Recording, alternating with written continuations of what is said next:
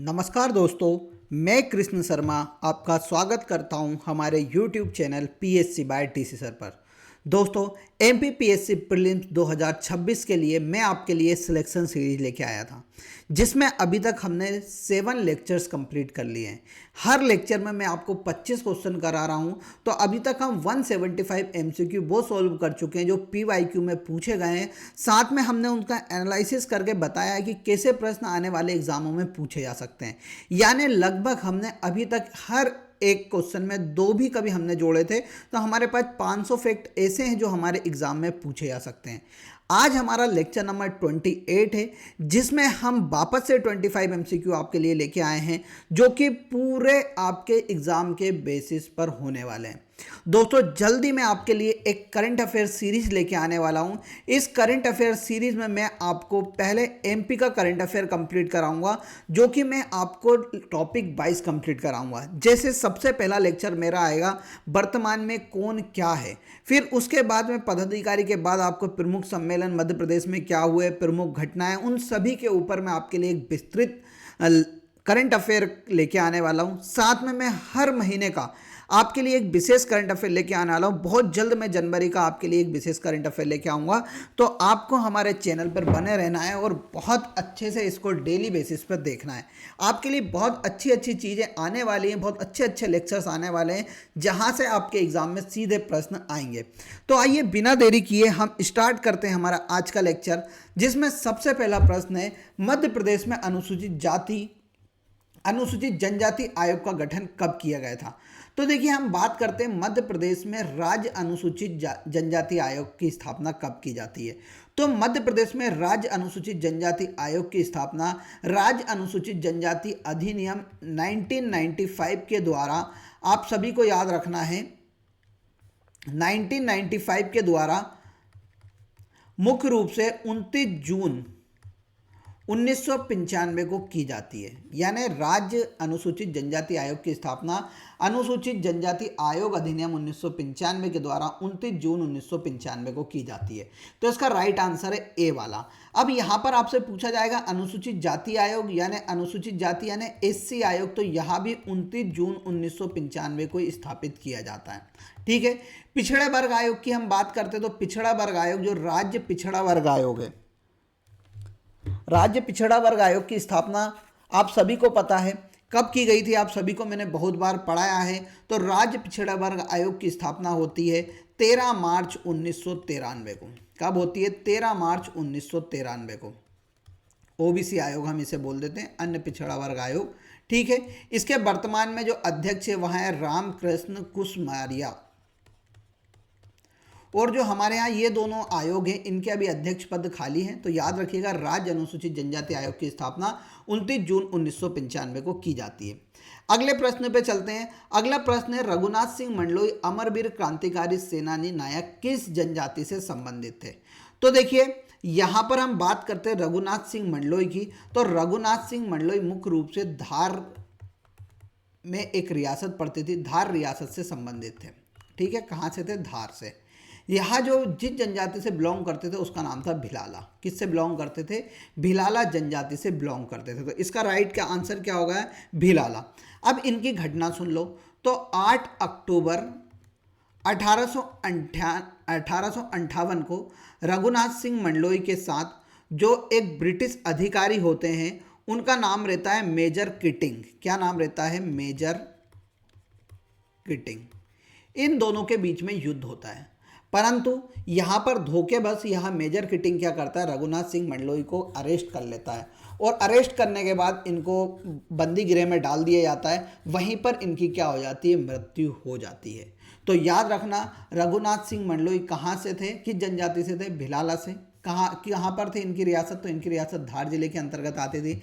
Major kiting के साथ इनका युद्ध हुआ था। मेजर किटिंग इनको क्या कर लेते हैं? बंदी बना लेते हैं, जिनके बाद कारावास में ही या कारागार में ही इनकी क्या हो जाती है? मृत्यु हो जाती है। अगले प्रश्न पे चलते हैं। श्री बादल भोई राज्य आदिवासी संग्रहालय कहाँ पर स्थित है। देखिए, बादल भोई की हम बात करते हैं जब भारत में सभी ने अवज्ञा आंदोलन चालू होने वाला था। कब? सभी ने अवज्ञा आंदोलन चालू होने वाला था, उस दौरान महात्मा गांधी जाकर बादल भोई से मिलते हैं। छिंदवाड़ा में बादल भोई के साथ क्या करते हैं, मीटिंग करते हैं और इनसे बोलते हैं आप सभी से मेरा विशेष आग्रह कि आप सभी ने आंदोलन में बढ़ चढ़कर हिस्सा लें। बादल भोई के बारे में आपको याद रखना है, यह गोंड जनजाति से संबंधित थे। किस जनजाति से, गोंड जनजाति से संबंधित थे और कहाँ पर रहते थे, तो ये छिंदवाड़ा जिले से संबंधित है। अब यहाँ पर क्या होता है, एक ट्राइबल म्यूजियम बनाया जाता है। क्या बनाया जाता है, ट्राइबल म्यूजियम बनाया जाता है। कब बनाया जाता है ये ट्राइबल म्यूजियम, तो ये ट्राइबल म्यूजियम बनाया जाता है यहाँ पर 20 अप्रैल 1954 को, 20 अप्रैल 1954 को। 1975 में इसे राज्य संग्रहालय का दर्जा दिया जाता है। राज्य संग्रहालय का दर्जा कब दिया जाता है, तो याद रखना 1975 में। 1977 में इसका नाम बदलकर बादल भोई के ऊपर रख दिया जाता है, बादल भोई संग्रहालय कर दिया जाता है।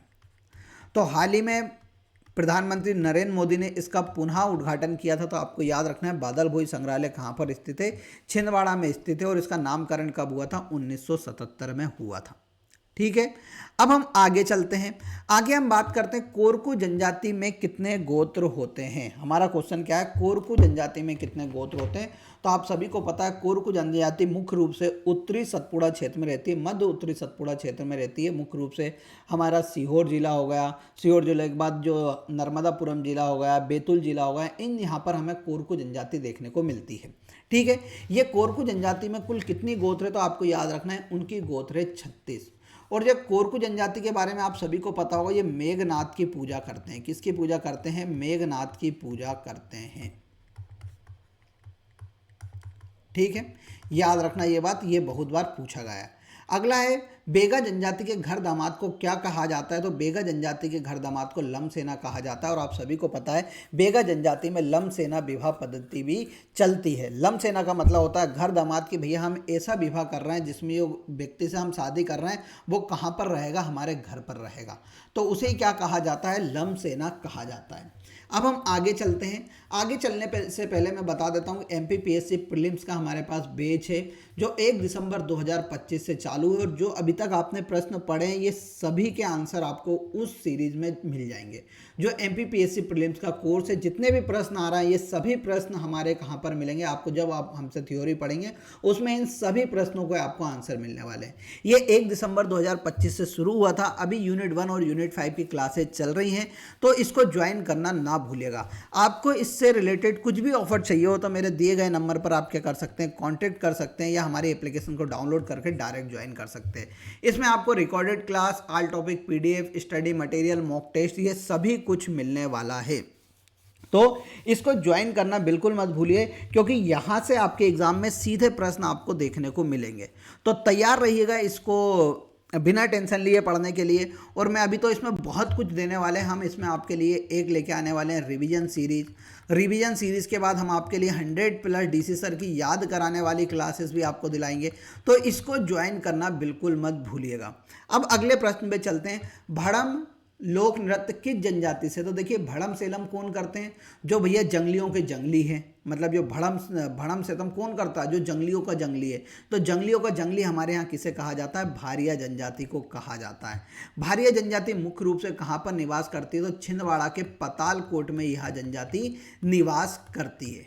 ठीक है, अब अगले प्रश्न पे चलते हैं। आप सभी को पता है मध्य प्रदेश की अति पिछड़ी जनजातियों में से एक जनजाति कौन सी है, भारिया जनजाति है। लुकोड़ा किस जनजाति के बच्चों का खेल है, तो यहाँ पर लुकोड़ा की हम बात करते हैं तो कोल जनजाति के बच्चों का यहाँ क्या है, खेल है। कोल जनजाति कहाँ पर रहती है, तो आप सभी को पता है मध्य प्रदेश के सीधी, रीवा, सतना वाले क्षेत्र में हमें कोल जनजाति देखने को मिलती है। और यहाँ इसकी एक मुख्य उपजाति होती है, उसका नाम है रोतेला, यानी ये रोने का काम करते हैं घर घर जाके। और कोल जनजाति आप सभी को पता है रामायण कालीन जनजाति है, जो माता सबरी थी जिनके झूठे भेड़ भगवान राम ने खाए थे, वह कोल जनजाति से ही संबंधित थी। अब अगले प्रश्न पे चलते हैं। जनवरी 2025 में कौन सा देश ब्रिक्स का पूर्णकालिक सदस्य बना, तो देखिए सबसे पहले मैं आपको ब्रिक्स की बात बता देता हूं। ब्रिक्स एक संगठन है जिसका फुल फॉर्म है, B से होता है ब्राजील, R से होता है रसिया, I से होता है इंडिया, C से होता है चाइना, I से होगा इंडिया, C से होता है चाइना और उसके बाद S से होता है साउथ अफ्रीका। ठीक है, इस संगठन की स्थापना 2009 में होती है और उस टाइम इसका संगठन का नाम रहता है ब्रिक। क्या रहता है? ब्रिक।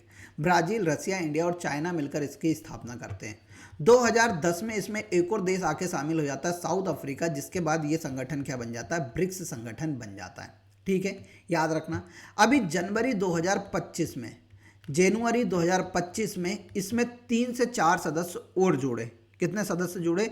5 सदस्य और जुड़ गए, यानी वर्तमान में इसके टोटल सदस्य कितने हो गए? 10 हो गए। ये 5 सदस्य थे। एक तो मिस्र था, फिर मिस्र के बाद आप सभी को याद रखना है इथोपिया था। इथोपिया के बाद इसमें बनता है ईरान, संयुक्त अरब अमीरात और इंडोनेशिया। ठीक है, तो यहाँ पर परंतु जनवरी 2025 में जो सदस्यता सबसे पहले स्वीकार करता है, यानी इसका छठा सदस्य बनता है, उसका नाम था इंडोनेशिया। क्या था? इंडोनेशिया। याद रखना। अब देखिए, हर बार क्या होता है, इसका सम्मेलन होता है, इसकी समिट होती है ब्रिक्स समिट। अब ब्रिक्स समिट की हम बात करते हैं तो 2025 में जो ब्रिक्स समिट हुई वो कहाँ पर हुई थी? जुलाई 2025 में ब्राज़ील में हुई। कहाँ पर हुई? ब्राज़ील में हुई। अब ये इसकी समिट होने वाली है 2026 में भारत में। कहाँ पर? भारत में। 1 जनवरी 2026 से भारत इसका क्या हो चुका है? अध्यक्ष बन चुका है। याद रखना, भारत में 2026 की ब्रिक्स समिट होगी, जिसकी थीम है building for resilience, innovation, corporation and sustainability. ठीक है, ये याद रखना, ये आपके एग्जाम में पूछी जाएगी। मैं लिख दूं क्या थीम? तो मैं लिख देता हूं, इसकी थीम क्या है? Building for resilience, innovation, corporation and sustainability. ये इसकी थीम है काय की? ब्रिक्स समिट 2026 की। ये भारत में होने वाला है। इसका जरूर आपको एक एमसीक्यू दिखने वाला है, तो बहुत महत्वपूर्ण है, याद रखिएगा। अगले प्रश्न में चलते हैं। भारत के प्रथम अंतरिक्ष यात्री शुभांशु शुक्ला 2025 को किस मिशन के तहत अंतर्राष्ट्रीय अंतरिक्ष स्टेशन की यात्रा की थी? तो देखिए, इसका राइट आंसर मैं आपको बता देता हूं। इसका राइट आंसर है ऑक्सिक्स मिशन 4, AX मिशन 4 के तहत इनको, आप सभी को पता है कहाँ पर पहुँचाया गया था? तो इनको पहुँचाया गया था अंतर्राष्ट्रीय अंतरिक्ष स्टेशन में। अंतर्राष्ट्रीय अंतरिक्ष स्टेशन में भारत के 4 अंतरिक्ष यात्री जाएंगे, जिसमें से पहले का नाम था शुभांशु शुक्ला। ठीक है, याद रखना। शुभांशु शुक्ला की हम बात करते तो शुभांशु शुक्ला किस राज्य से संबंधित है? उत्तर प्रदेश राज्य से संबंधित है। हाल ही में भारत सरकार द्वारा 26 जनवरी 2026 को इन्हें अशोक चक्र से भी सम्मानित किया गया है। तो ये तो बहुत महत्वपूर्ण हो जाते हैं शुभांशु शुक्ला, और ये ब्रिक्स समिट में जरूर आपको बोलूँगा कि ये दोनों आपके एग्जाम में सीधे टकराने वाले हैं, तो इनको जरूर याद रखना। शुभांशु शुक्ला के बारे में किस मिशन से गए थे? ब्रिक्स समिट के बारे में भी आपके एग्जाम में जरूर आएगा, क्योंकि आप सभी को पता है यूनिट नंबर 6 में ब्रिक्स लिखा हुआ है, और ये यूनिट नंबर 8 का प्रश्न है शुभांशु शुक्ला के बारे में। अगले प्रश्न पे चलते हैं। अगले प्रश्न पे चलने से पहले मैं आपको बता देता हूं कि हमारे यहाँ MPPSC प्रीलिम्स की टेस्ट सीरीज चल रही है।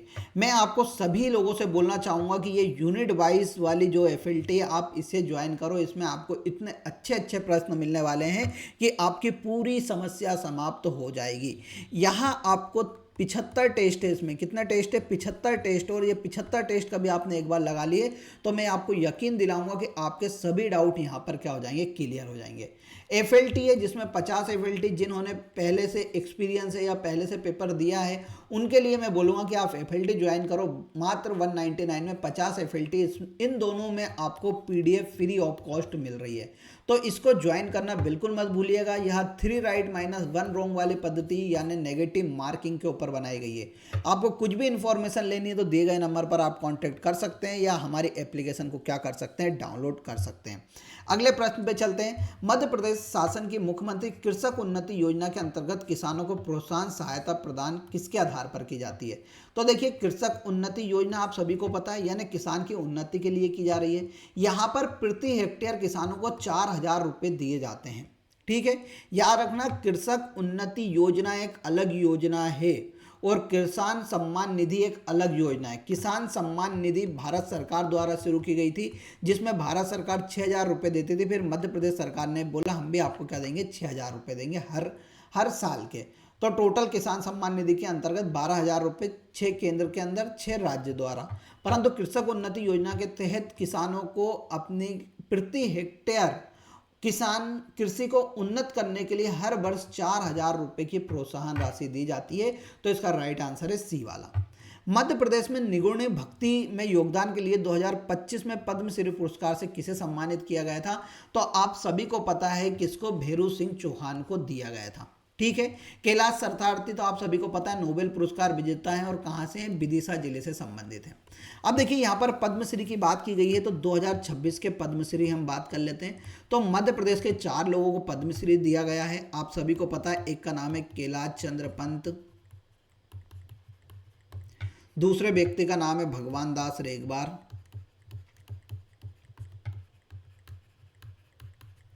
तीसरे का नाम है आप सभी को पता होगा मोहन नागर,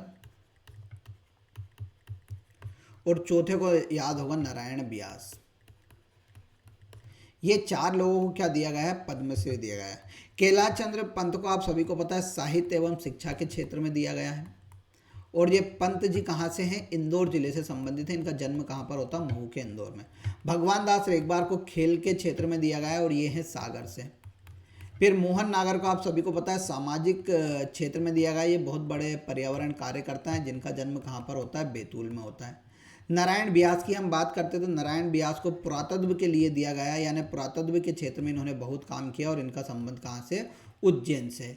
तो ये 4 लोगों को इस बार 2026 में पद्मश्री दिया गया है जो कि मध्य प्रदेश से संबंधित थे। महत्वपूर्ण हो जाता है, ये आपके एग्जाम में सीधा पूछा जाएगा। अगले प्रश्न पे चलते हैं। फरवरी 2025 में खेलों को बढ़ावा देने के लिए मध्य प्रदेश को कौन सा सम्मान प्रदान किया गया? तो इसका राइट आंसर था स्पोर्ट्स स्टार एक्सेस पुरस्कार। छोड़ो, ये प्रश्न नहीं आएगा आपके में। अब आएगा आपके में क्या आएगा, खेलो एमपी यूथ गेम्स। खेलो एमपी यूथ गेम्स ये पहली बार मध्य प्रदेश में आयोजित किए गए। ये 12 जनवरी से लेके 31 जनवरी तक आयोजित किए गए 2026 में। ठीक है। मध्य प्रदेश के बहुत सारे क्षेत्रों में इनका मतलब लगभग 28 ब्लॉक में इनका क्या किया गया था, 28 ब्लॉक जिला संभाग में यहाँ पर राज्य स्तरीय प्रतियोगिता आयोजित की गई। यहाँ पर हम इसकी बात करते हैं पदक तालिका की, तो पदक तालिका में पहले नंबर पे आया इंदौर। कौन आया, इंदौर। और इंदौर ने आपको याद रखने कितने अवार्ड जीते हैं, तो लगभग इन्होंने जीते 174 अवार्ड। कितने अवार्ड जीते हैं, 174 अवार्ड इंदौर पहले पे आया है। दूसरे पे भोपाल है और तीसरे पे कौन है, जबलपुर है। ठीक है। तो यहाँ पर ओवरऑल चैंपियन आपको याद रखना है कौन थे, अपने इंदौर है, उसके बाद भोपाल है, उसके बाद जबलपुर है। अभी 31 जनवरी के दिन इनका क्या किया गया, समापन किया गया मंगूभाई पटेल के द्वारा। याद रखना खेलो एमपी यूथ गेम्स पहली बार हुआ है। कब से कब तक हुआ है याद रखना। पदक तालिका याद रखना कितने जगहों पर, तो 28 खेल ब्लॉकों में और जिला संभाग स्तर पर प्रतियोगिताएं आयोजित की गई थी, ये बिल्कुल आपको याद रखना है। ठीक है। अब यहाँ पर हम आगे बात करते हैं। ये मुख्य रूप से इसमें किसके लिए किया गया था, जूनियर सीनियर सभी के लिए किया गया। अब देखिए अगला है कंप्यूटर सिस्टम में बस क्या होता है। अब मैंने कितने अच्छे से आपको समझाया था बस के बारे में। बस क्या है कि एक हिसाब से बस अपने यहाँ क्या करती है, एक जगह से दूसरी जगह छोड़ती है। तो ऐसी कंप्यूटर की बस है। कंप्यूटर में जो बस होती है वह उसके द्वारा डाटा को एक जगह से दूसरी जगह क्या किया जाता है, पहुँचाया जाता है। तो देखिए डेटा इंक्रिप्शन के लिए बिल्कुल नहीं, प्रोग्राम निष्पादन के लिए बिल्कुल नहीं, बैकअप फाइलों को संग्रहित करने के लिए बिल्कुल नहीं। एक जगह से दूसरी जगह यानी डेटा को पते के आदान प्रदान के लिए वायर का एक समूह होता है, यही बिल्कुल इसका सही आंसर है। जैसे अपनी बस एक जगह से दूसरी जगह छोड़ती है, उसी प्रकार जो कंप्यूटर में बस लगी होती है वह क्या करती है, यहाँ एक वायर का समूह होता है जिसके द्वारा क्या होती है, अपनी इंफॉर्मेशन को एक जगह से दूसरी जगह ट्रांसफर किया जाता है। अगले प्रश्न पे हम चलते हैं। निम्नलिखित में से कौन सा संगठन ई गवर्नेंस के क्षेत्र में केंद्र एवं राज्य सरकार दोनों को परामर्श एवं क्रियान्वयन में सहायता प्रदान करता है?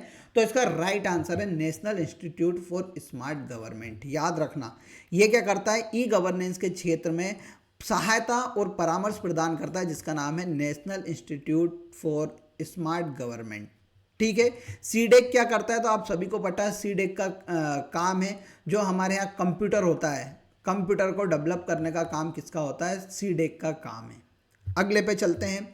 निम्नलिखित में से कौन सा कृत्रिम बुद्धिमत्ता एआई एक सक्रिय एवं सतत शोध क्षेत्र है जिसमें शोधकर्ता यह समझने और समझाने का प्रयास करते हैं कि सिस्टम किसी विशेष आउटपुट तक कैसे पहुंचता है। ठीक है। अब ये अपन ने कितने अच्छे से पढ़ा था और मैंने इसमें बताया था एक्सप्लेनेबल एआई इसे कहा जाता है। एक्सप्लेनेबल एआई क्या होती है कि इसमें व्यक्ति क्या करता है, कंटिन्यू इसके ऊपर रिसर्च करता रहता है और समझाने का प्रयास करता है कि हम कैसे विशेष आउटपुट तक कैसे पहुंचे हैं। तो ये एक्सप्लेनेबल एआई का बिल्कुल राइट आंसर है। फिर अगले पे हम चलते हैं। निम्न में से किसका तात्पर्य एक मशीन के समान प्रकार की भौतिक वस्तु या उपकरण द्वारा अन्य समान प्रकार के उपकरणों से संचार की प्रक्रिया से है। तो यहाँ पर आप सभी को पता है, यहाँ पर पूछा गया तात्पर्य एक मशीन के समान प्रकार की भौतिक वस्तु, यानी सीधी सी बात है, यहाँ पर हम किसकी बात कर रहे हैं, संचार यानी कम्युनिकेशन की बात कर रहे हैं। एक प्रकार की मशीन है तो उसे क्या कहा जाएगा कि भैया मशीन से हम मशीन में किसी चीज़ को पहुँचा रहे हैं, तो मशीन टू मशीन कम्युनिकेशन हो गया। क्या हो गया, machine to machine communication. Machine learning में हम मशीन को सिखाते हैं कि भाई तुझे कैसा काम करना है। वर्चुअल रियलिटी में आपको एक वर्चुअल रियलिटी दिखाई जाती है कि भाई एक फिल्म चलती रहती जो ऐसा लगता है वहाँ आपके सामने चल रही, वो वर्चुअल रियलिटी। क्लाउड कंप्यूटिंग क्या कहलाती है कि भैया तो सॉफ्टवेयर एक प्रकार का स्टोरेज सिस्टम है जिसमें क्या होता है, हमें एक मैंने आपको उदाहरण से बताया था, क्लाउड यानी आसमान में हमने क्या करा है, हमारे डेटा को स्टोर करके रखा है। ठीक है। कंपनियां क्या करती हैं, सर्वर उपलब्ध कराती हैं आपके डेटा स्टोर करने के लिए, उन्हें क्लाउड कंप्यूटिंग कहा जाता है। तो ये तीन तो आप ऑप्शन बेसिक कर देते हो और राइट आंसर क्या लिख देते हैं, मशीन टू मशीन कम्युनिकेशन, क्योंकि उन्होंने सीधा बोल दिया भौतिक वस्तु। भौतिक वस्तु क्या होती है, जिसे हम छू सकते हैं, वह भौतिक वस्तु है, तो मशीन को आप छू सकते हैं। ठीक है। तो मशीन टू मशीन कम्युनिकेशन ये मैंने बहुत अच्छे से पढ़ा है यूनिट 9 में, और कभी आपने नहीं पढ़े हो तो एक बार जाकर जरूर पढ़िएगा। अगले प्रश्न पे चलते हैं। मशीन लर्निंग का वह कौन सा प्रकार है जिसमें एक एजेंट वातावरण के साथ इंटरेक्ट करके निर्णय लेना सीखता है ताकि संचय प्रतिफलों की अधिकतम किया जा सके। मैंने बताया था कि इन्वायरमेंट के साथ वह कांटेक्ट कर क्या करता है, निर्णय लेता है यानी रिजल्ट देता है।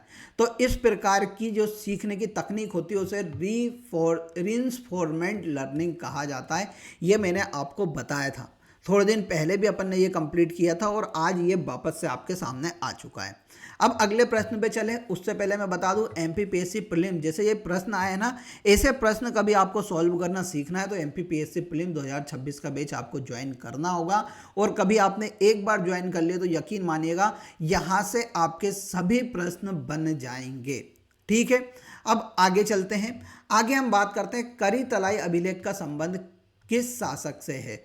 तो देखिए करी तलाई अभिषेक की हम अभिलेख की बात करते हैं जो 5वीं शताब्दी का अभिलेख है और यह मुख्य रूप से किससे संबंधित है, कलचुरी के एक राजा थे जिनका नाम था लक्ष्मण राज द्वितीय, लक्ष्मण राज सेकंड, इनसे संबंधित है।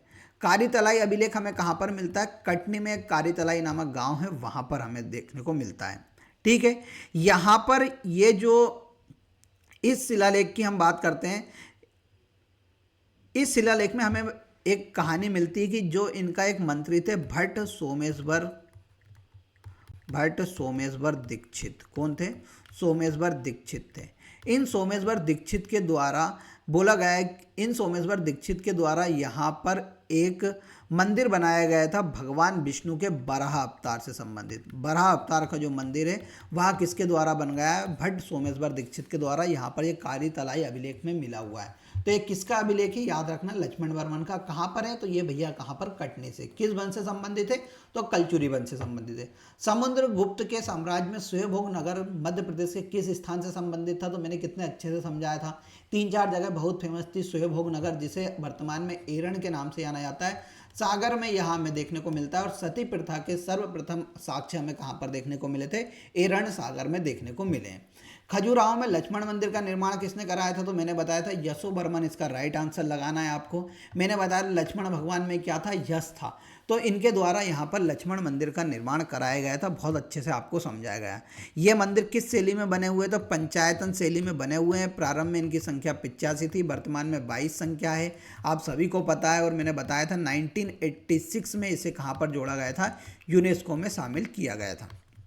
चंदेल शासकों के द्वारा बनवाए गए हैं 950 से लेकर 1050 ईस्वी के समथिंग। 3 भागों में बांटा गया है, आप सभी को पता है, दक्षिण पूर्वी और पश्चिमी मंदिर समूह में। दक्षिणी में दूलादेव आते हैं, पूर्वी में जैन मंदिर आते हैं और पश्चिम में आप सभी को पता है कौन सा मंदिर आता है? कंदारिया महादेव मंदिर, लक्ष्मण मंदिर आदि मंदिर आते हैं। भोपाल शहर में जल स्रोतों के निर्माण हेतु कुदसिया बेगम ने किस जर्मन इंजीनियर को नियुक्त किया था? तो देखिए कुदसिया बेगम भोपाल की पहली बेगम थी, जिन्हें गोहर बेगम के नाम से भी जाना जाता था। इनने एक जर्मन इंजीनियर थे डेविड कुक, इनको क्या किया था? नियुक्त किया गया था भोपाल शहर में जल स्रोतों के निर्माण के लिए। अगले प्रश्न पे चलते हैं। किस सिंधिया शासक के शासनकाल में शास्त्रीय संगीत के ग्वालियर राजघराने का विकास हुआ था? तो भैया जयाजी राव सिंधिया के दौरान यहाँ पर हमने देखा ग्वालियर राजघराने का क्या हुआ था? विकास हुआ था। अगले प्रश्न पे चलते हैं। 1857 की क्रांति के दौरान किसे सागर से क्रांति का प्रारंभ किया था? आप सभी को पता, शेख रमजान ने कहाँ से? सागर से युद्ध लड़ा था, ये वहाँ पर। ठीक है, अगले प्रश्न पे चलते हैं। अगले प्रश्न पे चले तो देखिए यूनिट 10 और यूनिट 8 हमारे द्वारा 1000 प्लस MCQ आपको दिए गए हैं। कभी इसको आपको ज्वाइन करना है तो आप हमारी एप्लीकेशन को डाउनलोड कर लो और इन्हें परचेज कर लो। कभी इनको आपने एक बार पढ़ लिया तो जो आज के डेट में हमने जनजाति के प्रश्न पढ़े वो सभी में इसका आपको क्या मिलने वाला है? संकलन मिलने वाला है। अब आगे चलते हैं। टुरिया जंगल सत्याग्रह कब प्रारंभ हुआ था? तो भैया टुरिया जंगल सत्याग्रह आप सभी को याद होना चाहिए 9 अक्टूबर, इससे 2-3 बार प्रश्न पूछ लिया, इसलिए 9 अक्टूबर 1930 को सिवनी के टुरिया नामक स्थान से शुरू हुआ था। ये सविनय अवज्ञा आंदोलन का एक पार्ट था जिसमें मुख्य रूप से मूका लोहार, बिरजू भोई और राम प्रसाद, ये तीनों लोगों ने क्या किया था?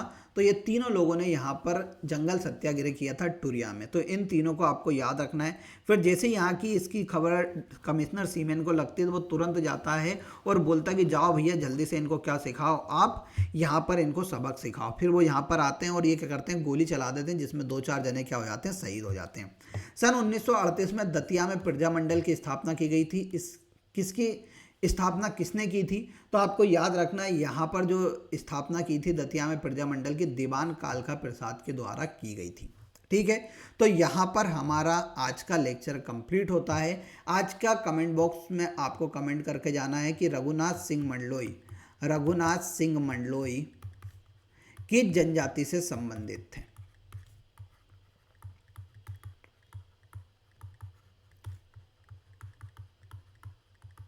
इसका आंसर आप कमेंट बॉक्स में करना है।